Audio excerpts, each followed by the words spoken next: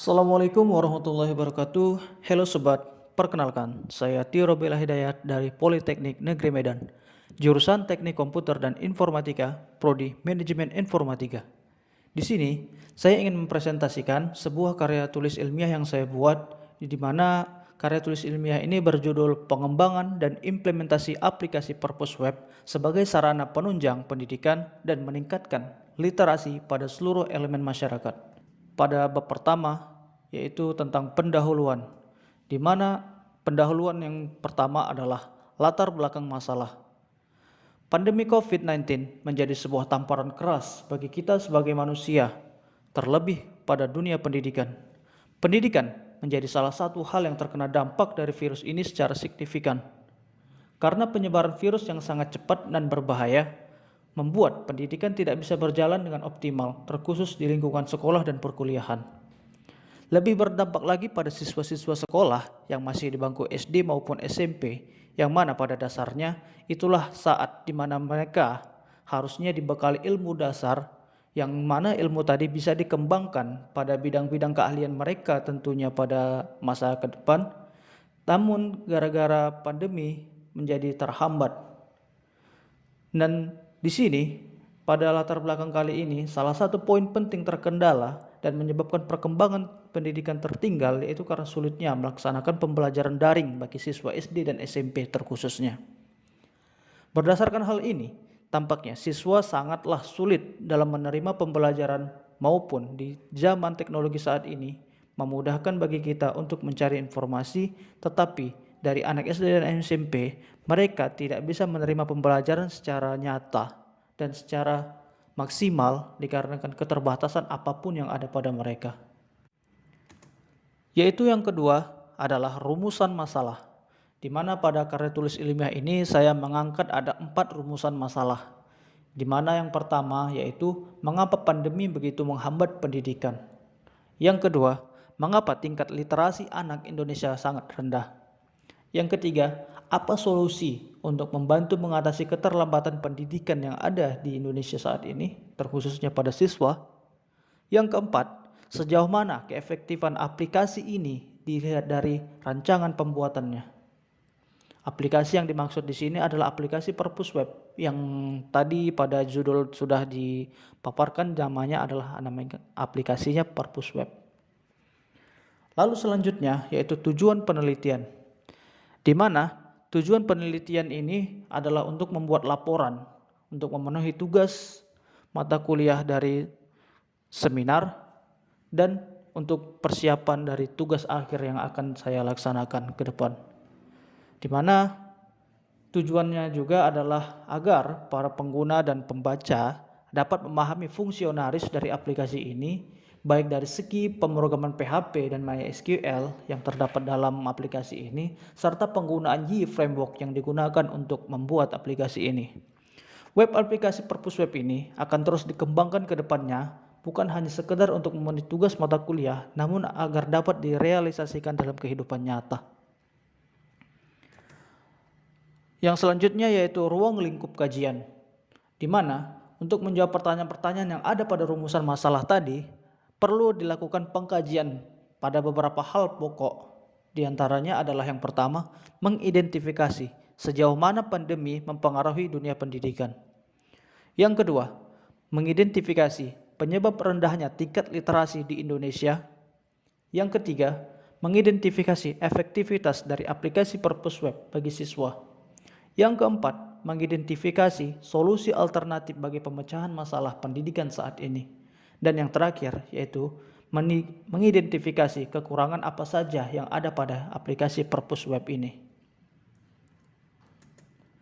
Dan selanjutnya pada bagian sumber data, jenis data yang digunakan dalam penelitian ini adalah data kualitatif dan kuantitatif, di mana kedua data ini ditujukan untuk mencari tahu dan mencari sumber informasi tentang apa saja kebutuhan yang harus dicapai untuk melaksanakan penelitian ini, serta untuk bagaimana rancangan aplikasi tadi bisa berjalan dan bisa terencana dengan sukses.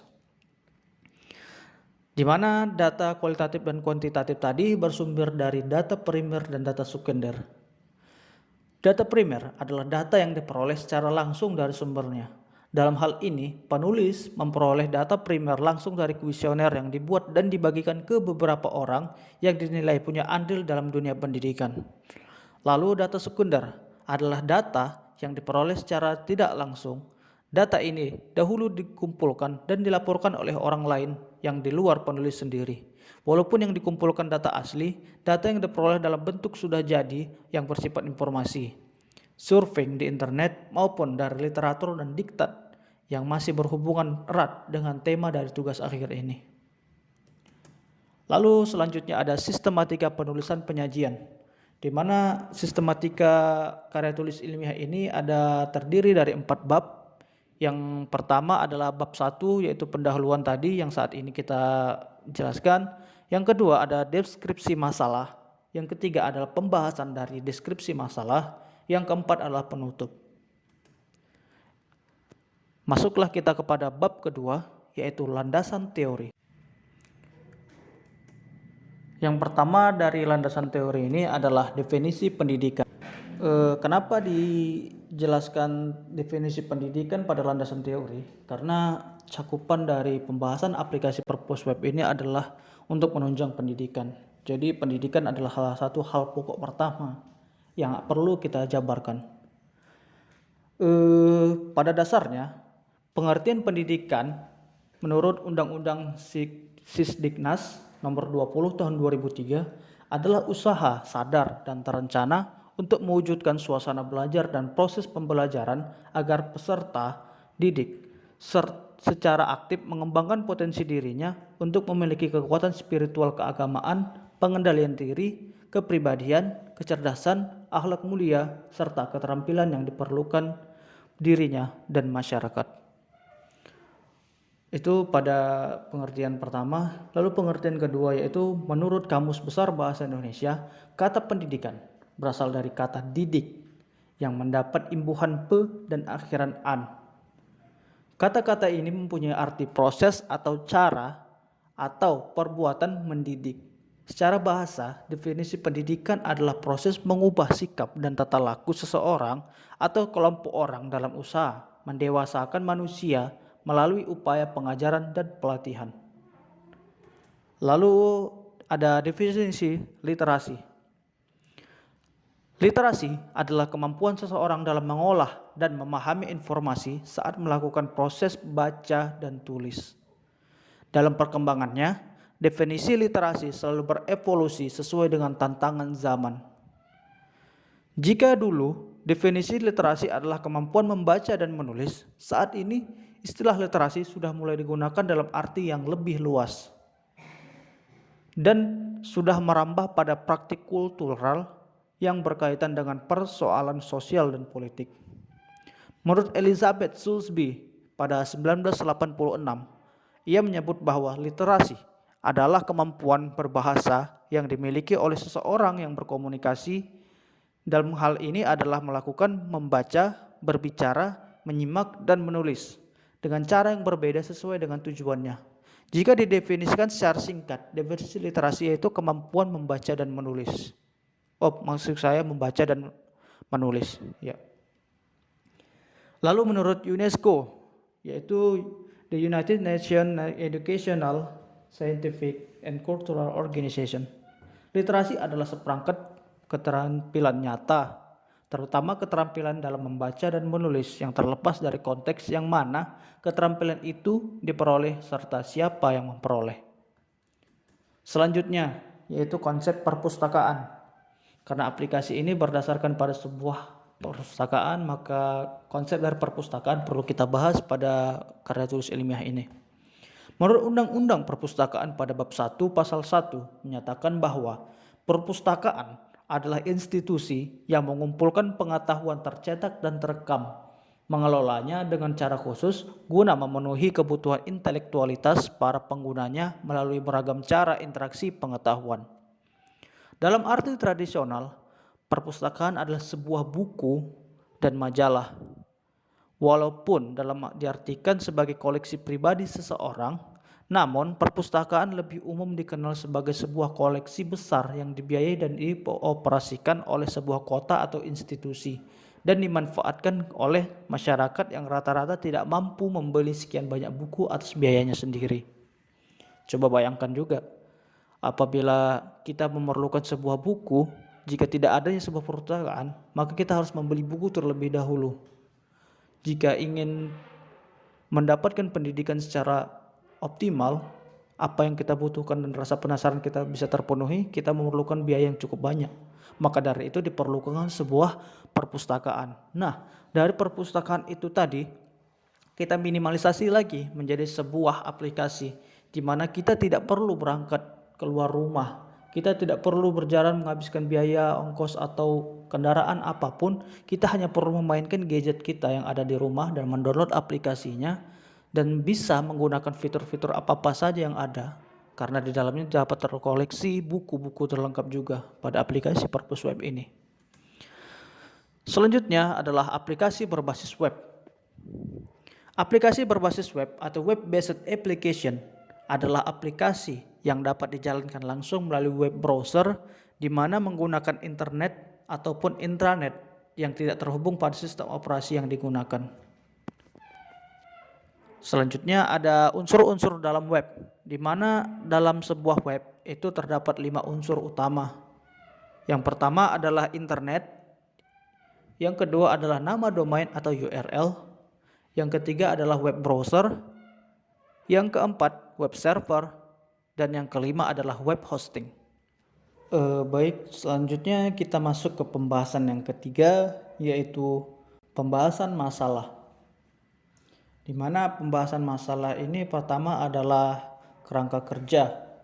Di mana kerangka kerja di sini maksudnya adalah penelitian ini dilakukan untuk membuat suatu program aplikasi Purpose Web sebagai sarana penunjang pendidikan dan meningkatkan literasi pada seluruh elemen masyarakat.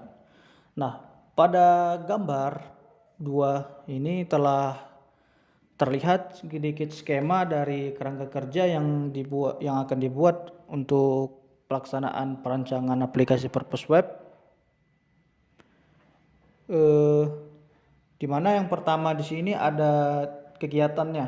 Di mana kegiatan di sini ada studi literatur, ada pengumpulan data, ada analisis aplikasi, lalu pembuatan aplikasi dan pembuatan pelaporan. Nah, di mana dari kegiatan ini tadi akan menghasilkan sebuah keluaran di mana keluarannya dapat maksudnya keluarannya dapat dilihat dari sebelah kanan ya. Di mana yang pertama itu adalah pemahaman teori dan konsep, ada data dan informasi dan lain sebagainya. Nah, di sini saya akan menjelaskan berdasarkan kerangka dari penelitian ini yang telah digambarkan ini. Yang pertama adalah studi literatur, di mana studi literatur ini pada tahap ini dilakukan pencarian landasan-landasan teori yang diperoleh dari berbagai buku dan juga internet untuk melengkapi perbendaharaan konsep dan teori sehingga berdasarkan keilmuan yang baik dan sesuai. Lalu yang kedua itu adalah pengumpulan data, di mana pengumpulan data ini dilakukan sebagai pengumpulan data yang menggunakan sebuah metode, di mana pada metodenya ada banyak jenis ya, seperti wawancara, observasi, dan lain sebagainya. Namun dalam hal ini saya menggunakan bisa dikatakan kuesioner karena saya membagikan beberapa link untuk para audiens, para responden untuk mengisinya. Lalu yang ketiga ada analisis aplikasi, di mana untuk analisis ini untuk mengidentifikasi masalah apa saja yang perlu diangkat agar aplikasi ini bisa berjalan dan perancangan-perancangan tadi tidak terkendala apapun. Lalu setelah selesai membuat rancangan masalah dan analisis dari aplikasi ini, langsung ke praktek pembuatan aplikasinya. Nah, dalam keluarannya ini menghasilkan adalah sebuah aplikasi Purpose Web. Lalu yang terakhir setelah aplikasi telah dibuat, yaitu membuat laporan, di mana laporan ini adalah laporan hasil penelitian yang telah dilakukan. Apakah penelitian tentang aplikasi berbasis web ini dapat benar-benar efektif atau tidak di lingkungan masyarakat dan siswa nantinya.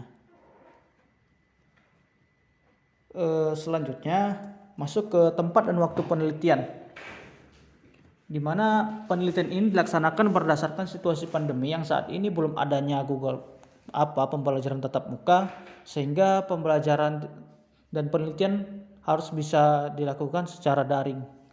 Di sini saya memanfaatkan Google Form sebagai media untuk mendapatkan datanya. Nah, untuk tabel di bawah ini menunjukkan progres ya, sebuah progres penelitian di mana di sini harus selesai dalam waktu 4 bulan kira-kira, di mana perancangan di sini adalah langkah-langkahnya ada pengumpulan data, analisis data, perancangan database, front end, back end, desain aplikasi dan lain sebagainya sampai ke tahap final. Selanjutnya implementasi. Nah, pada bagian implementasi ini, aplikasi ini sudah pernah dibuat, namun masih begitu banyak kekurangan-kekurangan yang ada pada aplikasi ini. Namun secara umumnya untuk merancang sebuah aplikasi kita perlukan mockup, karena di sini saya sudah pernah merancang aplikasi ini, jadi hasil tampilan yang sudah saya buat saja yang saya tampilkan di sini. Kira-kira seperti ini tampilan. Untuk yang pertama ada Google Form ya, form login maksud saya. Form login di sini bisa menggunakan admin ya. Di sini saya lihat di username dan password ini menggunakan akun dari seorang admin, dan di sini ada Google Login, di mana jika kita tidak memiliki akun dan tidak ingin membuat akun, kita bisa masuk ke aplikasi ini menggunakan akun Google kita. Lalu yang kedua adalah create account. Di sini ini kira-kira tampilan dari form-form yang ada pada aplikasi nantinya. Seperti inilah kira-kira konsepnya. Di sini saya coba menampilkan di sini di mana seorang admin ingin memasukkan seorang user, membuat akun user tersebut. Di mana nama user 4, yang nama pemilik akun Supriyadi, password dan posisi dan sebagainya. Lalu selanjutnya adalah begini kira-kira tampilan home-nya. Di mana di aplikasi per home langsung ada tampil buku-buku terpopuler, dan di sini ada anti-login, mutable search untuk pencarian. Lalu ada beberapa hal di sini, baru ada data buku ya, di mana data-data buku yang tersimpan di sini bukan hanya berdasarkan buku-buku literatur pendidikan saja, namun banyak dari koleksi-koleksi buku lain yang bisa dijadikan patokan seperti majalah, komik, lalu novel dan lain sebagainya. Itu juga tercantum dalam aplikasi ini, sehingga tidak hanya monoton pada pembelajaran saja. Lalu ada galeri, kira-kira seperti inilah tampilannya, di mana setelah kita masuk ke aplikasinya tadi dan kita klik pada bagian galeri, akan munculkan cover-cover dari buku-buku yang ada, dan ini bersumber langsung dari pemilik dan penerbit langsung dari buku tersebut. Nah, di sini lalu hasil penelitian, di mana hasil penelitian yang dilakukan secara daring tadi dikarenakan masa pandemi yang masih melanda dan dilakukan Google Form, terdapat 21 orang responden yang telah menjawab kuesioner tersebut dan jawaban yang beragam berdasarkan kuesioner tersebut ya. Jadi di sini kuesioner pertama yang saya tanyakan adalah penyebab kurangnya minat baca dikarenakan kurangnya kesadaran akan penting pendidikan. Itu yang saya tanyakan kepada responden. Nah, dari pertanyaan tersebut salah satunya ada 21 responden yang memberikan suaranya, di mana 11 diantaranya adalah menjawab sangat setuju. Di mana dari sampel dari 21 orang ini menunjukkan bahwa kurangnya minat baca dikarenakan kesadaran akan pentingnya pendidikan. Nah, itu ada 11 orang ya, yaitu menunjukkan 52,4%.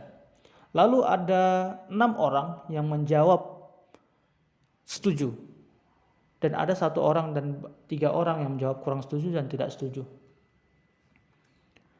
Itu salah satu dari contoh kuesioner yang saya buat. Selebihnya jika ingin melihat, saya sudah siapkan link untuk melihat beberapa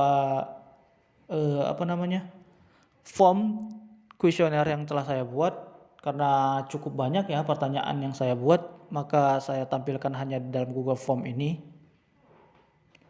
Jika ingin melihat lebih lanjut bisa akses ini. Nanti untuk link form ini saya akan tampilkan di deskripsi akun YouTube saya dan deskripsi video ini.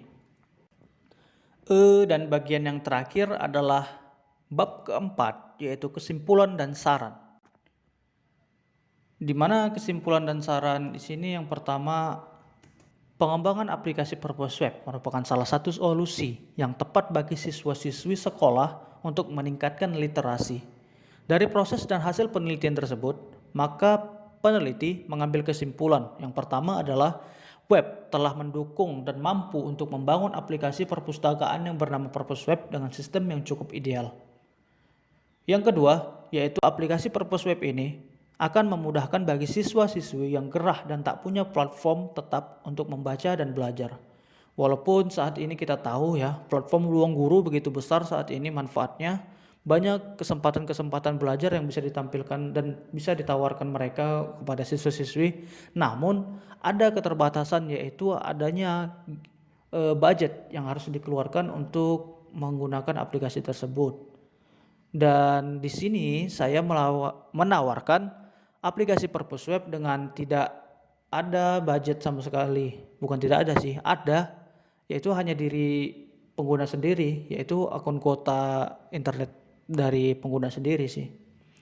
Lalu yang terakhir adalah dengan adanya aplikasi ini diharapkan akan memudahkan juga para guru untuk memberikan bahan ajar yang berkualitas. Jadi ketika guru ada permasalahan atau tidak ada waktu untuk membuat bahan ajar atau bahan sebagainya ya. Di sini kami menyediakan platform yang berkualitas gitu. Jadi dari pihak guru bisa menawarkan aplikasi ini untuk sebagai referensi belajar pada siswa-siswanya. Lalu saran. Pada laporan penelitian ini terdapat banyak sekali keterbatasan. Sehingga untuk mengembangkan aplikasi ini, maka peneliti memberikan saran yang dapat digunakan sebagai landasan pengerjaan sistem yang penulis buat ini. Agar hasil dapat diperoleh lebih baik, yang pertama diharapkan adanya sistem keamanan dalam aplikasi purpose web agar keamanan menjadi lebih terjaga. Yang kedua, adanya para pengguna yang didasarkan pada siswa dan semua kalangan lainnya diharapkan dapat dengan mudah menggunakan aplikasi ini. Yang ketiga yaitu diharapkan agar aplikasi ini dapat disebarluaskan sampai pada sekolah-sekolah agar semua orang tanpa terkecuali dapat merasakan manfaat dan tercapai cita-cita penulis sebagai membantu untuk meningkatkan tingkat literasi di Indonesia yang sangat rendah. Mungkin itu saja yang dapat saya sampaikan. Lebih dan kurangnya saya mohon maaf. Saya akhiri. Assalamualaikum warahmatullahi wabarakatuh. Dadah, sampai jumpa teman-teman.